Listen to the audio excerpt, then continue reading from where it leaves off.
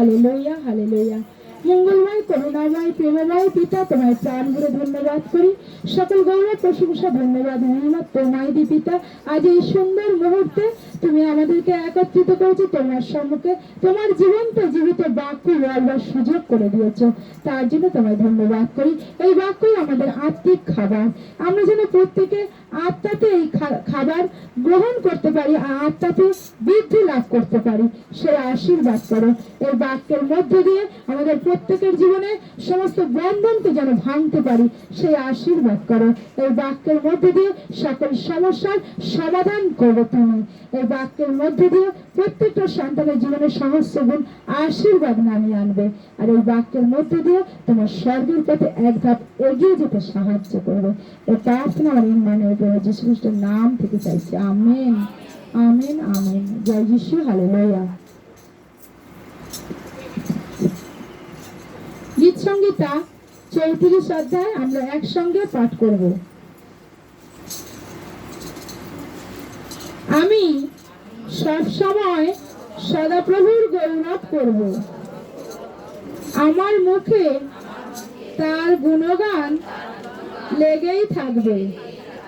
আমি সদাপ্রভুকে নিয়ে গর্ব করব, তা শুনে দুঃখীরা আনন্দ পাবে। তোমরা আমার সঙ্গে সদাপ্রভুর মহিমার কথা বলো। এসো আমরা একসঙ্গে তার গৌরব করি। আমি সদাপ্রভুকে ডাকলাম, তিনি আমার ডাকে সাড়া দিলেন। আমার সমস্ত ভয় থেকে তিনি আমাকে উদ্ধার করলেন।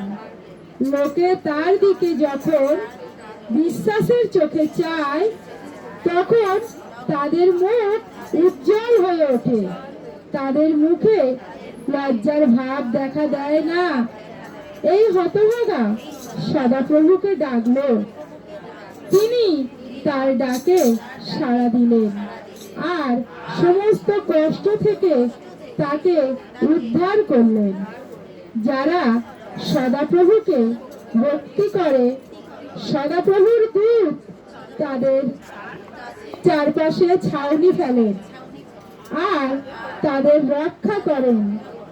স্বাদ নিয়ে দেখো, সদাপ্রভু মঙ্গলময়। ধন্য সেই লোক যে তার মধ্যে আশ্রয় নেয়।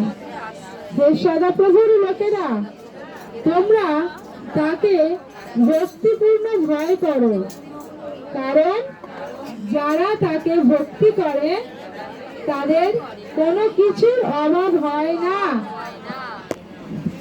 ঈশ্বর তার আপন বাক্যে আশীর্বাদ করে প্রত্যেকটা সন্তানকে, আমেন। জয় যীশু, হালেলুয়া। সকল গৌরব প্রশংসা ধন্যবাদ মহিমা সমাদার তোমায় দি পিতা, তোমায় দি। জয় যীশু, হালেলুয়া।